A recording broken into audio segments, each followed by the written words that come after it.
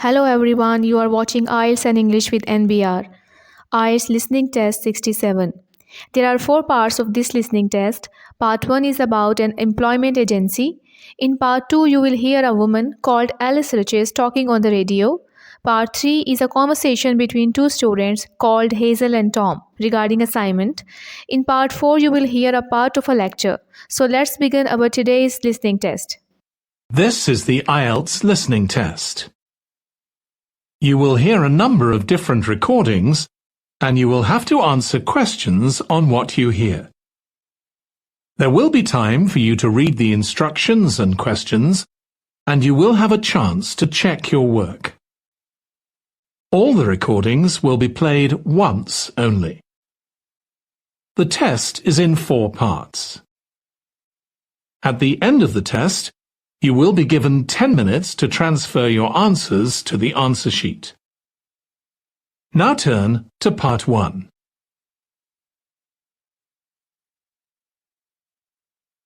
Part 1. You will hear a woman who works at an employment agency talking to a man about jobs he could apply for. First, you have some time to look at questions 1 to 5.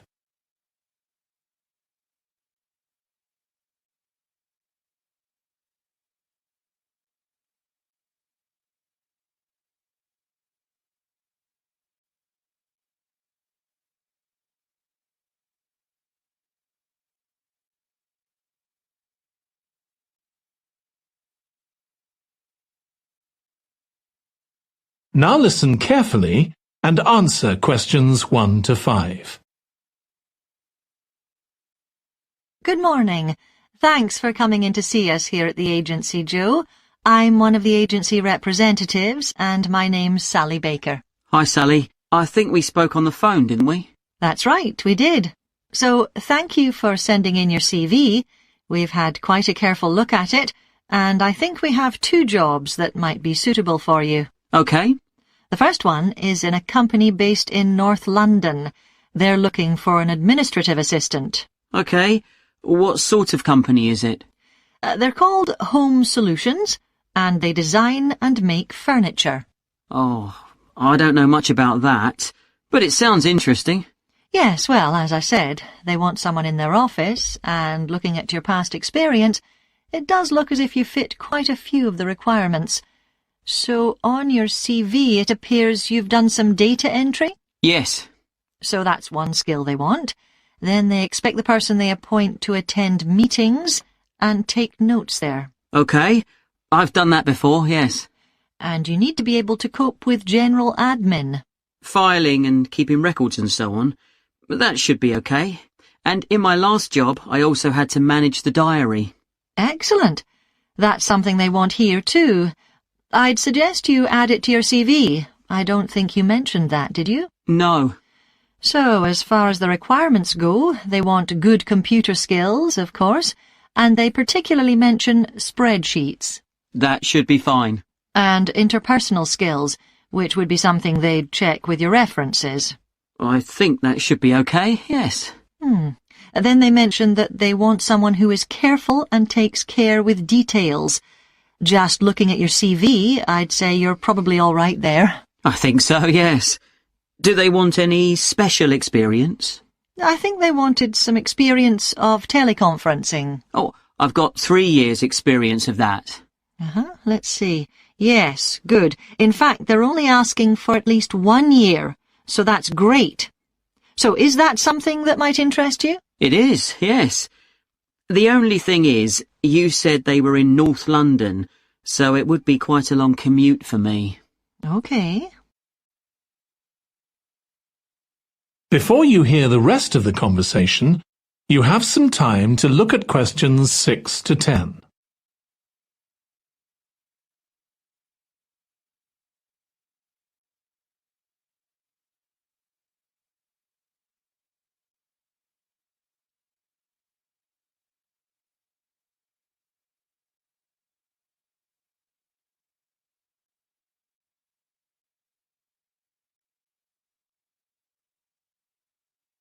Now listen and answer questions 6 to 10.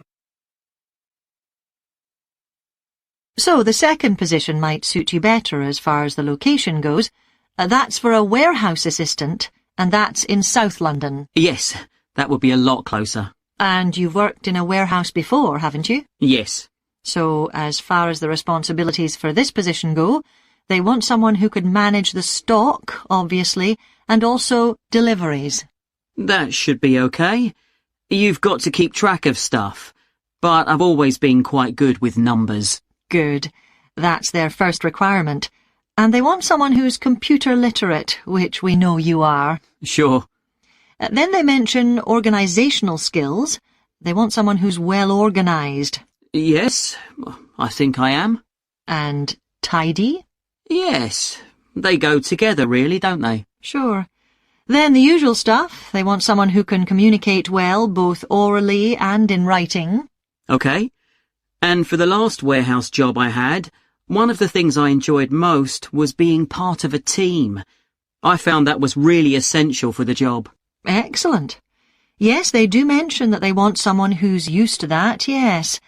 Now, when you were working in a warehouse last time, what sorts of items were you dealing with?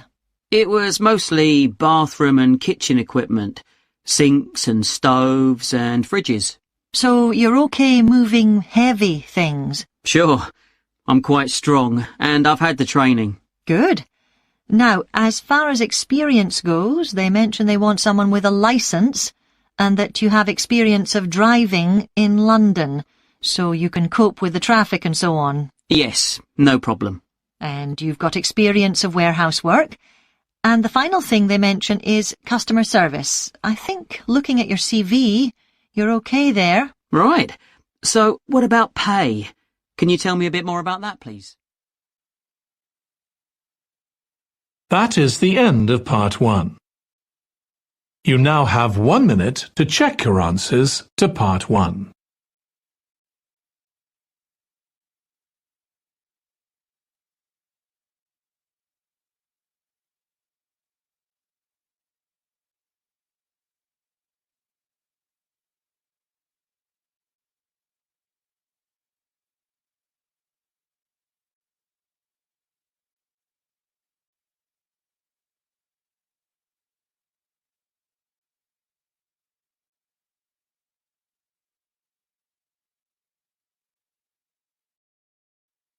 Part 2.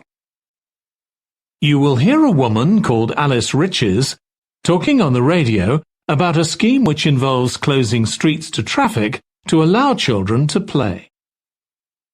First, you have some time to look at questions 11 to 16.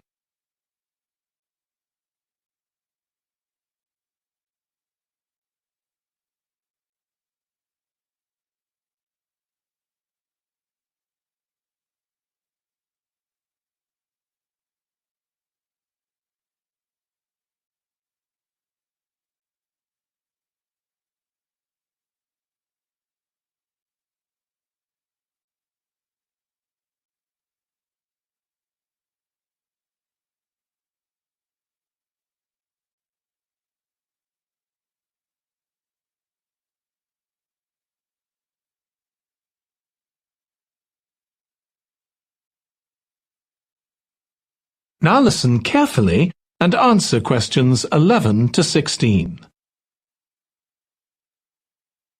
My guest on the show today is Alice Riches, who started the Street Play scheme where she lives in Beechwood Road.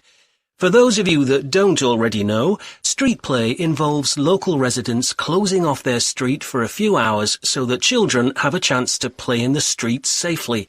She started it in her own street, Beechwood Road, and the idea caught on, and there are now street play schemes all over the city. So, when did you actually start the scheme, Alice? Well, I first had the idea when my oldest child was still a toddler, so that's about 6 years ago now, but it took at least 2 years of campaigning before we were actually able to make it happen. So the scheme's been up and running for 3 years now. We'd love to be able to close our road for longer, for the whole weekend, from Saturday morning until Sunday evening, for example. At the moment, it's just once a week, but when we started, it was only once a month, but we're working on it. So, what actually happens when Beechwood Road is closed? We have volunteer wardens, mostly parents, but some elderly residents too, who block off our road at either end. The council have provided special signs, but there's always a volunteer there to explain what's happening to any motorists. Generally, they're fine about it. We've only had to get the police involved once or twice. Now, I should explain that the road isn't completely closed to cars, but only residents' cars are allowed. If people really need to get in or out of Beechwood Road, it's not a problem as long as they drive at under 20 kilometres per hour. But most people just decide not to use their cars during this time, or they park in another street. The wardens are only there to stop through traffic. So, can anyone apply to get involved in street play? Absolutely. We want to include all kids in the city, especially those who live on busy roads. It's here that demand is greatest. Obviously, there isn't such demand in wealthier areas where the children have access to parks or large gardens, or in the suburbs where there are usually more places for children to play outside. I'd recommend that anyone listening who likes the idea should just give it a go. We've been surprised by the positive reaction of residents all over the city, and that's not just parents. There are always a few who complain, but they're a tiny minority. On the whole, everyone is very supportive and say they're very happy to see children out on the street, even if it does get quite noisy. Before you hear the rest of the conversation, you have some time to look at questions 17 to 20.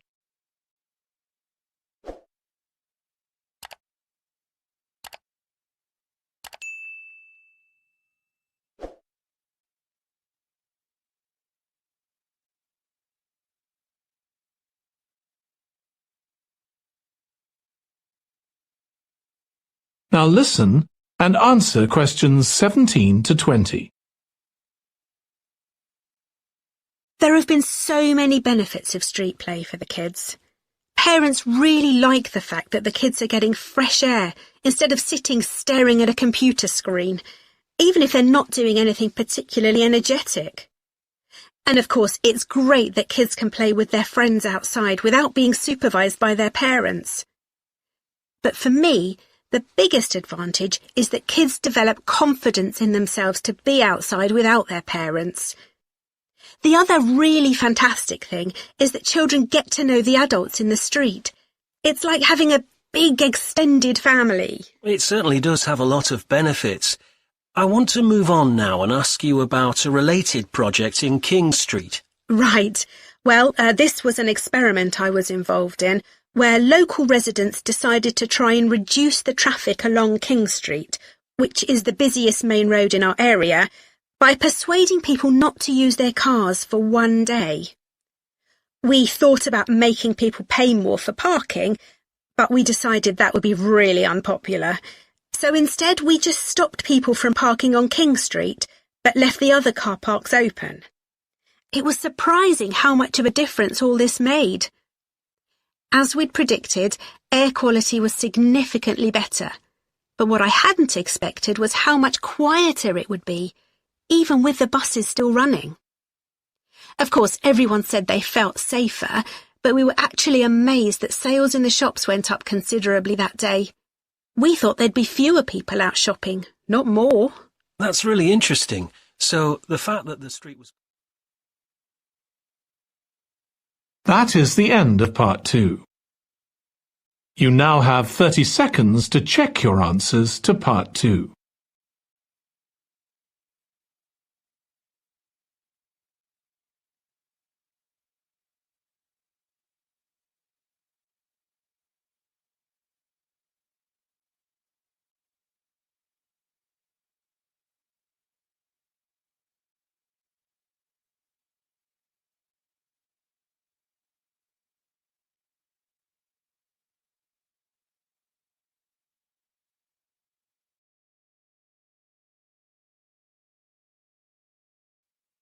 Part 3. You will hear 2 students called Hazel and Tom, talking about Hazel's Media Studies assignment. First, you have some time to look at questions 21 to 26.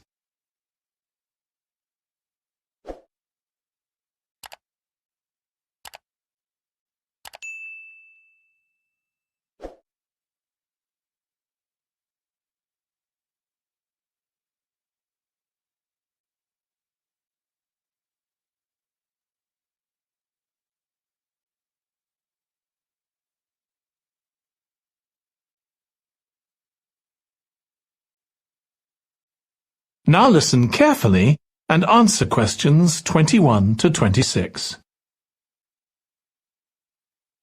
Tom, could I ask you for some advice, please?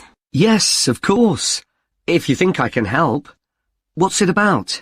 It's my first media studies assignment, and I'm not sure how to go about it. You must have done it last year. Is that the one comparing the coverage of a particular story in a range of newspapers? That's right. Oh, yes. I really enjoyed writing it. So, what sort of things do I need to compare? Well, there are several things.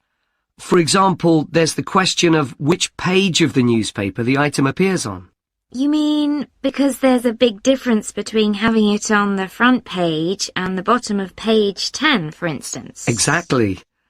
And that shows how important the editor thinks the story is. Then there's the size. How many column inches the story is given. How many columns it spreads over. And I suppose that includes the headline. It certainly does. It's all part of attracting the reader's attention. What about graphics? Whether there's anything visual in addition to the text? Yes, you need to consider those too, because they can have a big effect on the reader's understanding of the story. Sometimes a bigger effect than the text itself. Then you'll need to look at how the item is put together. What structure is it given? Bear in mind that not many people read beyond the first paragraph. So what has the journalist put at the beginning? And if, say, there are conflicting opinions about something, does one appear near the end where people probably won't read it? And newspapers sometimes give wrong or misleading information, don't they? Either deliberately or by accident.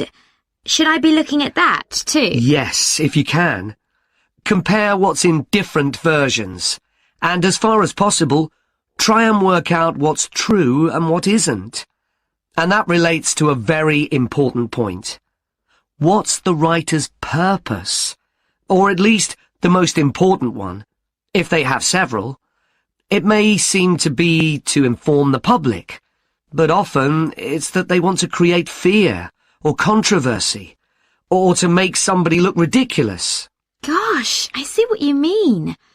And I suppose the writer may make assumptions about the reader. That's right. About their knowledge of the subject, their attitudes, and their level of education, which means writing so that the readers understand without feeling patronized. All of that will make a difference to how the story is presented.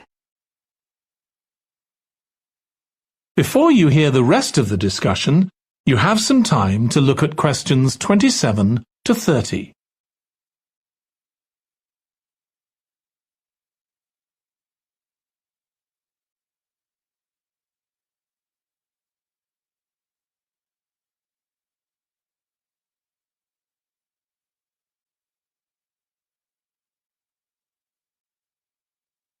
Now listen and answer questions 27 to 30.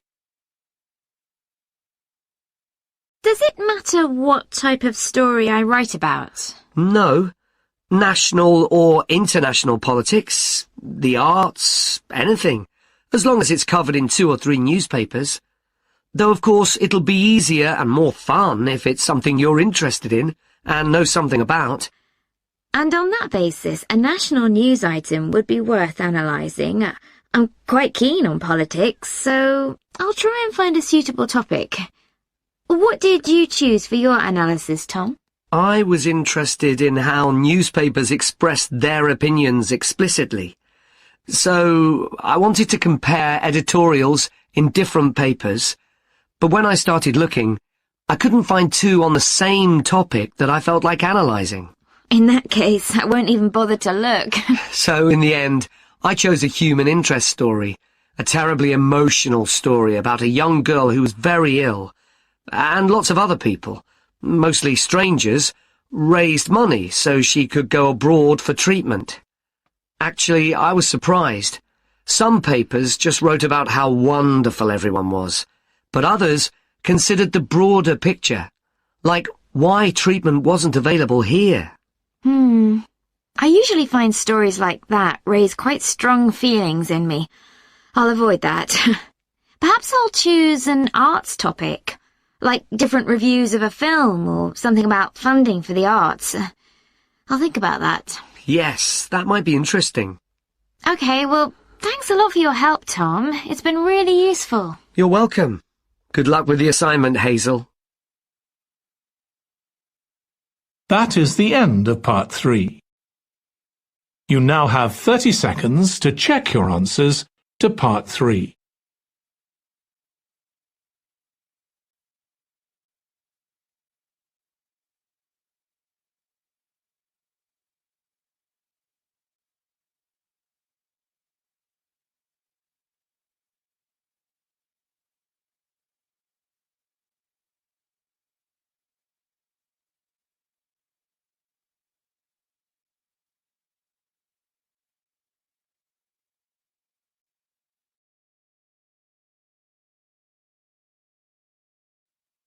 Part 4. You will hear part of a lecture on the early history of keeping clean. First, you have some time to look at questions 31 to 40.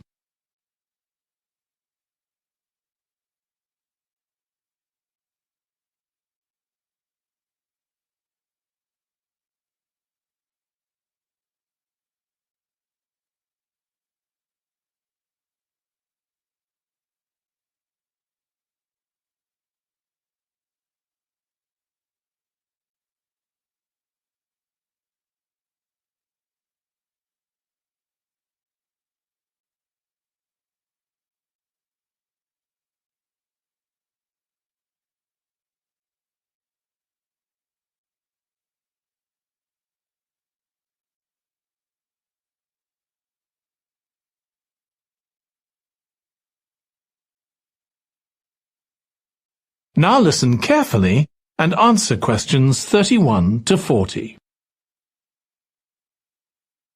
Nowadays, we use different products for personal cleanliness, laundry, dishwashing and household cleaning, but this is very much a 20th century development. The origins of cleanliness date back to prehistoric times. Since water is essential for life, the earliest people lived near water and knew something about its cleansing properties, at least that it rinsed mud off their hands. During the excavation of ancient Babylon, evidence was found that soap making was known as early as 2800 BC. Archaeologists discovered cylinders made of clay, with inscriptions on them saying that fats were boiled with ashes. This is a method of making soap, though there's no reference to the purpose of this material. The early Greeks bathed for aesthetic reasons and apparently didn't use soap. Instead, they cleaned their bodies with blocks of sand, pumice and ashes, then anointed themselves with oil and scraped off the oil and dirt with a metal instrument known as a strigil. They also used oil mixed with ashes. Clothes were washed without soap in streams. The ancient Germans and Gauls are also credited with discovering how to make a substance called soap, made of melted animal fat and ashes. They used this mixture to tint their hair red. Soap got its name, according to an ancient Roman legend, from Mount Sapo, where animals were sacrificed, leaving deposits of animal fat. Rain washed these deposits, along with wood ashes, down into the clay soil along the river Tiber.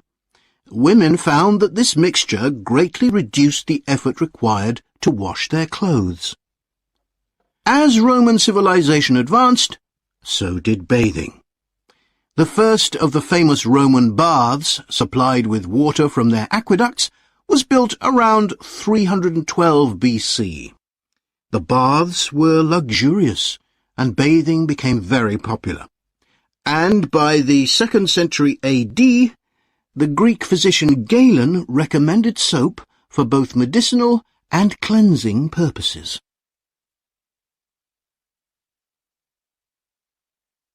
After the fall of Rome in 467 AD and the resulting decline in bathing habits, much of Europe felt the impact of filth on public health. This lack of personal cleanliness and related unsanitary living conditions were major factors in the outbreaks of disease in the Middle Ages, and especially the Black Death of the 14th century. Nevertheless, soap-making became an established craft in Europe, and associations of soap-makers guarded their trade secrets closely. Vegetable and animal oils were used with ashes of plants, along with perfume, apparently for the first time. Gradually, more varieties of soap became available for shaving and shampooing, as well as bathing and laundering. A major step toward large-scale commercial soap-making occurred in 1791, when a French chemist, Nicolas Leblanc, patented a process for turning salt into soda ash, or sodium carbonate. Soda ash is the alkali obtained from ashes that combines with fat to form soap. The Leblanc process yielded quantities of good quality, inexpensive soda ash. Modern soap-making was born some 20 years later, in the early 19th century, with the discovery by Michel Eugène Chevreul, another French chemist, of the chemical nature and relationship of fats, glycerine, and fatty acids. His studies established the basis for both fat and soap chemistry, and soap-making became a science. Further developments during the 19th century made it easier and cheaper to manufacture soap. Until the 19th century, soap was regarded as a luxury item and was heavily taxed in several countries. As it became more readily available, it became an everyday necessity, a development that was reinforced when the high tax was removed. Soap was then something ordinary people could afford, and cleanliness standards improved. With this widespread use came the development of milder soaps for bathing and soaps for use in the washing machines that were available to consumers by the turn of the 20th century. That is the end of part 4. You now have 1 minute to check your answers to part 4.